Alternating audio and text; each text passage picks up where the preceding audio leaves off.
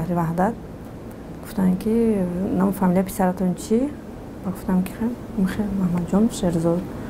جو گفتم اون با خیلی سوالو گفت پسرتون آوردنتون در کار گپ میزنید گپ زنید که بیا ما گفتم دویم گپ میزنم دویم گپ میگم که خیلی بیا خیلی خوندنم تمام شود و شود. ما گفت که باید پسرتون مخابل دولت گپ میزنه دستگاه زنگ زدگی کمیته دین زنگ زدگی کمیته کارگزاران زنگ زدگی.